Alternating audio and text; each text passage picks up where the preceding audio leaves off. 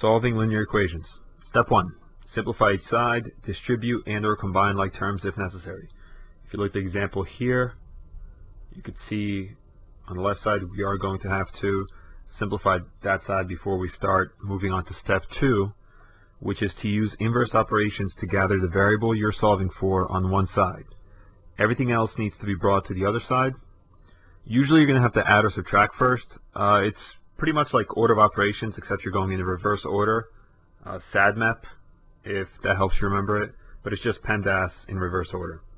And finally, step 3, once you have a solution or solutions, you're going to check those solutions by substituting your answer into the original equation. Very important to always go back to the original in case you made a mistake during your solving. Inverse operations undo each other. For example, if we have a starting number and we perform an operation on it, if we multiply, divide, add, subtract, any of those, we would end up with a new number. If we were to perform an inverse operation, we would get back to the starting number.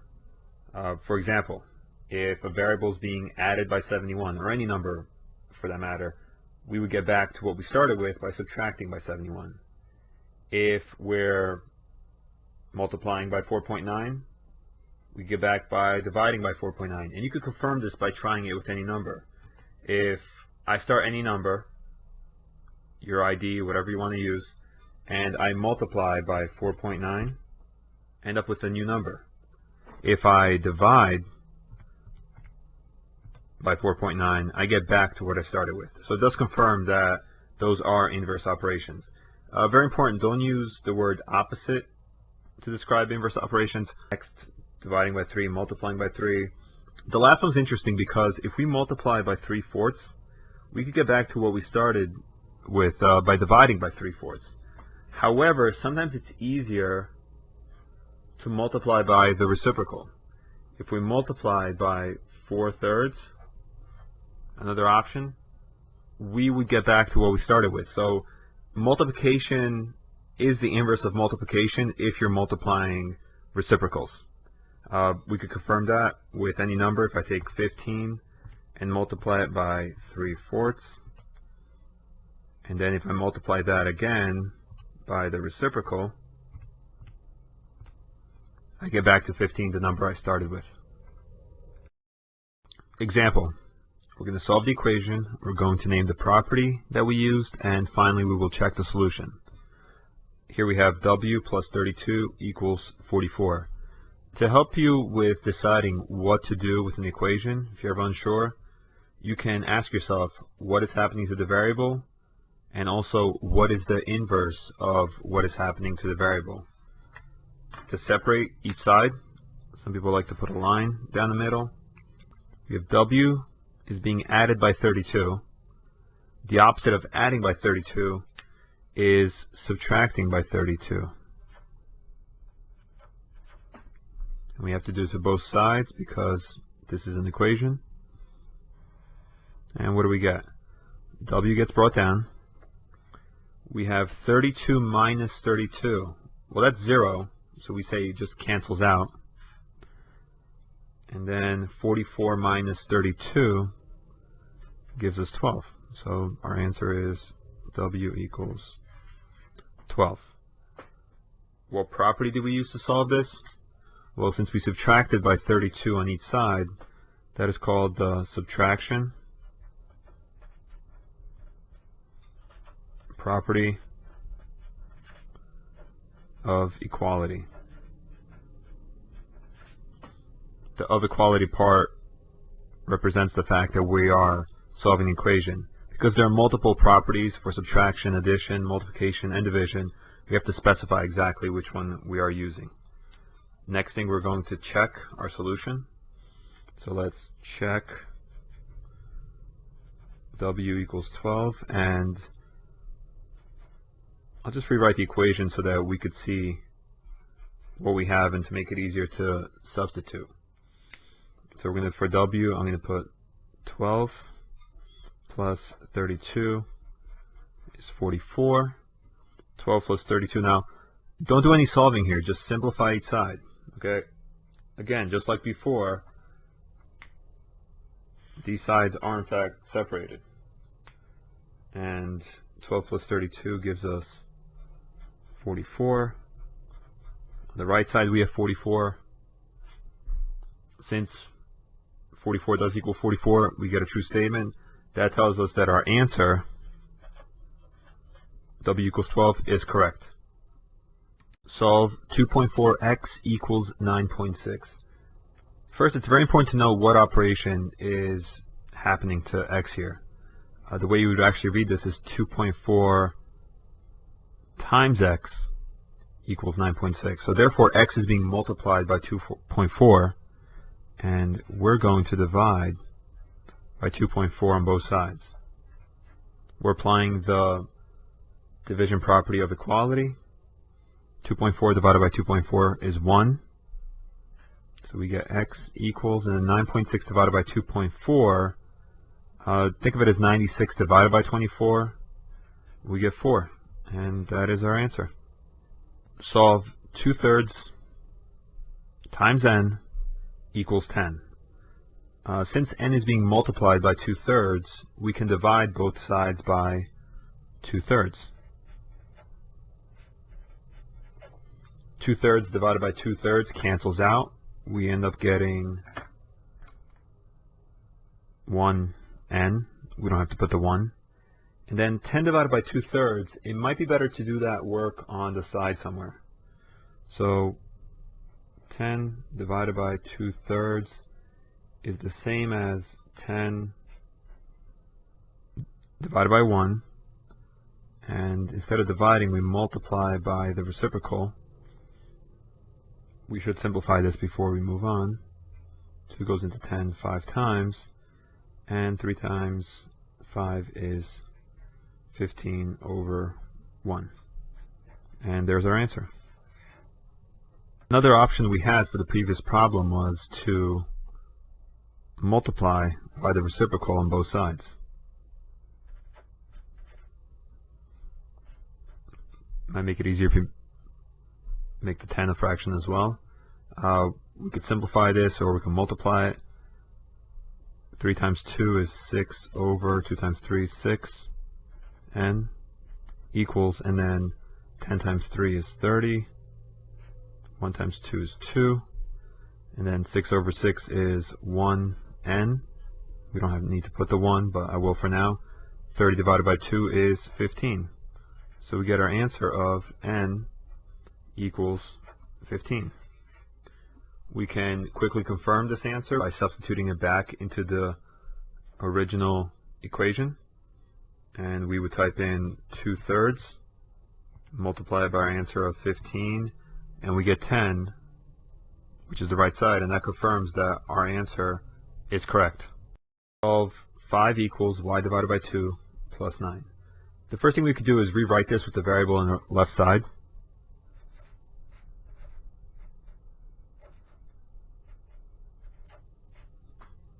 It's more up to you if you prefer to see it that way. If not, just move on. Y is being divided by 2, and then we're adding 9. Let's work from the outside in. So first we're going to subtract 9 from each side. That's the subtraction property of equality. And this cancels out. We're left with y divided by 2 equals -4. Y is being divided by 2. The opposite of dividing by 2 is multiplying by 2. And we're going to multiply on both sides. And that leaves us with y equals -8. That's our answer. And in case you're asked for the property there, it would be the multiplication property of equality.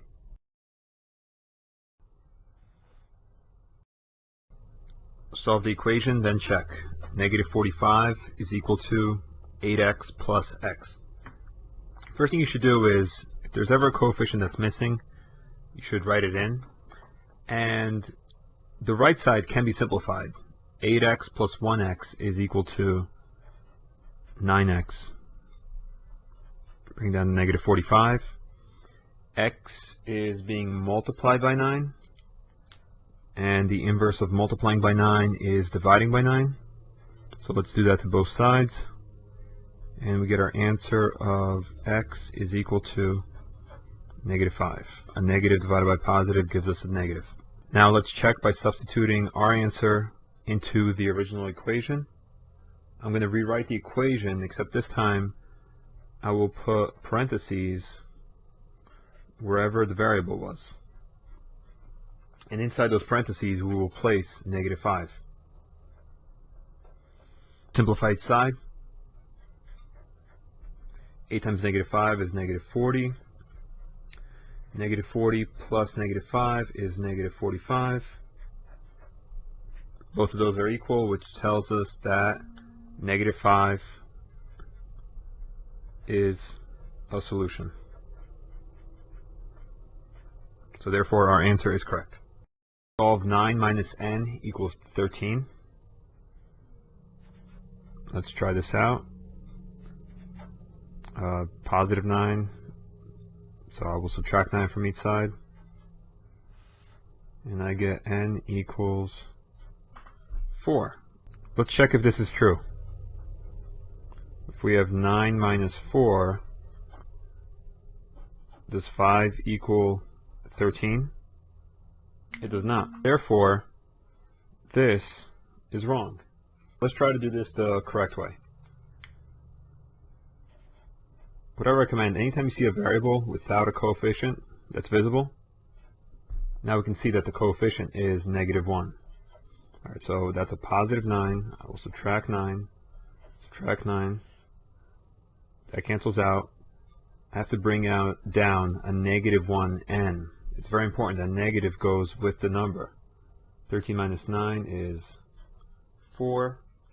And now we have to divide by -1, because n is multiplied by -1. We do the inverse. And we get n equals -4. Alright. That answer is a little bit more like it, because 9 minus -4 is the same as 9 plus 4, which is 13, and that checks out. Another option you have in the future whenever you see a problem like this is you can rewrite it like that. So that way you're always going to be sure that the -1n is together and you won't forget to bring it down. Here's an example where not only do we have to solve, we also have to name the properties that we used. We have 2 multiplied by the difference of a and 5 is equal to -16. Anytime you see parentheses while solving the equation, you're most likely going to have to distribute.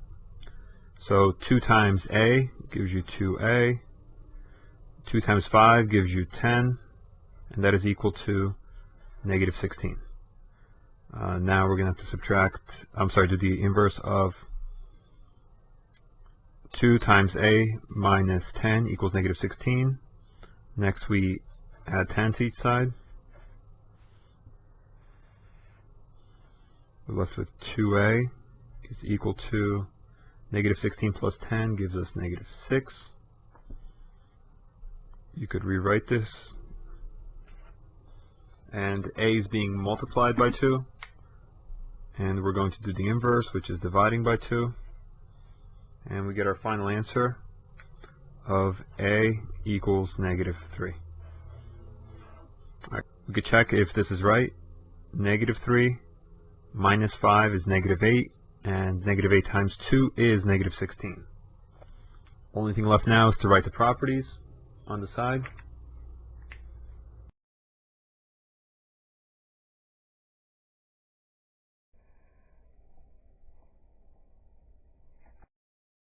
Solve -3 plus 5 multiplied by the sum of x and 11 is equal to 52.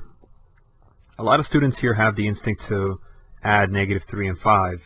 However, you can't do that, because if we want to simplify the left side, we have to follow the order of operations. And in order of operations, multiplication comes before addition. So first thing we have to do is distribute the 5. We're going to multiply 5 times x, gives us positive 5x, and 5 times 11 gives us 55. That equals 52, and the -3 just gets brought down. Now we can start combining like terms. I like to do is underline things that are like terms. I can combine -3 and +55. I can only combine things on one side. So -3 and 55, when they're combined, give me 52. And everything else just gets brought down. It's a +52. Alright, now we have this to subtract. And we get 5x is equal to 0. Alright, don't panic here. 0 is a number, so we're still okay. X is being multiplied by 5. We're going to do the inverse, which is to divide by 5 on both sides.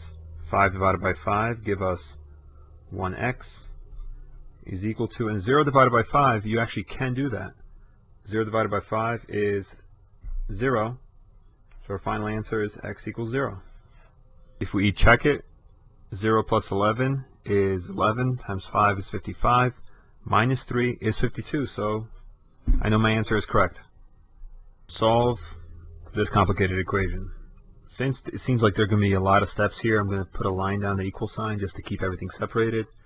There's nothing to simplify on the right side. -21 is going to stay that way, but I can simplify the left side, and you should. First, I see this -4 over here. I'm going to change that to a plus -4. Just to make it easier so that when I have to distribute the -4, I remember that it is a -4. So the 5x gets brought down. -4 times 3x is -12x. -4 times 7 is -28. And all that equals -21. Next, I can combine a few like terms over here. I have a 5x and a -12x, which combine to a -7x. And then minus 28 equals -21. And from here, it's just two-step equation. You apply the addition property of equality. That cancels out. I bring down the -7x is equal to -21 plus 28. Well, that's 28 minus 21, which is just +7. And finally, x is being multiplied by -7, so we're going to divide by -7. The -7s cancel out because they give us 1, and our answer is x equals -1. There it is.